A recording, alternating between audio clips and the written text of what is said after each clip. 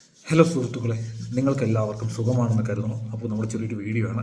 കഴിഞ്ഞ ദിവസം നമ്മുടെ ബഹുമാനപ്പെട്ട ഇന്ത്യൻ സുപ്രീം കോടതി ഒരു വിധി പ്രഖ്യാപിക്കുകയുണ്ടായി. നിങ്ങൾ എത്ര പേര് കണ്ടു എന്നറിയില്ല. വാർത്തകളിൽ ഈ വിവാഹ ബന്ധത്തിലിരുന്നു കൊണ്ട് ഒരു സ്ത്രീ ഉഭയസമ്മതത്തോടെ, അതായത് കൺസെൻറ്റോട് കൂടി മറ്റൊരു പുരുഷനുമായി ലൈംഗിക ബന്ധത്തിൽ ഏർപ്പെട്ട് കഴിഞ്ഞിട്ട് പിന്നീട് അതിനെ പീഡനമെന്ന് പറയാൻ പറ്റത്തില്ല.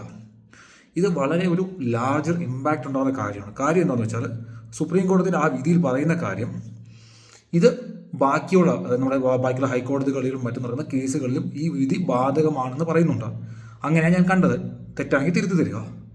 സോ ഇപ്പോൾ നമ്മുടെ കോടതികളിൽ ഇങ്ങനെ ഒരുപാട് കേസസ് നടക്കുന്നുണ്ട്. എന്താ സംഭവിച്ചാൽ, ഒരാൾ കല്യാണം കഴിഞ്ഞതിന് ശേഷം ഒരു സ്ത്രീ മറ്റൊരാളുടെ അഫയറിൽ പോകുന്നു.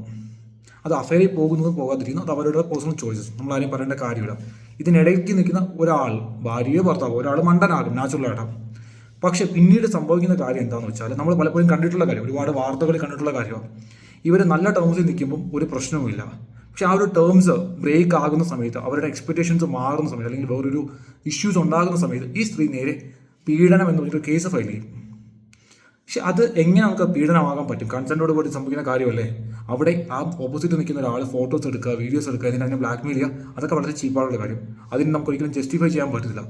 നമ്മൾ നമ്മുടെ സമ്മതത്തോട് കൂടി പോയി ഓരോന്നും കാട്ടിക്കൂട്ടി വച്ചിട്ട് പിന്നീട് പീഡനം എന്ന് പറയുന്ന ഒരു നടപടി അല്ലെങ്കിൽ ഒരു പ്രൊസീജിയർ ഇവിടെ കൊണ്ട് തീരുകയാണ്. ഈ വിധിയെക്കുറിച്ച് നിങ്ങളുടെ അഭിപ്രായം എന്തുവാണ്? നിങ്ങൾക്ക് എന്താ തോന്നുന്നത്? പക്ഷേ ആസ് എ ഹ്യൂമൻ ബീയിങ്, ഒരു വ്യക്തിപരമായിട്ട് എനിക്ക് തോന്നുന്നു ഈ വിധി വളരെ നല്ലൊരു കാര്യമാണ്.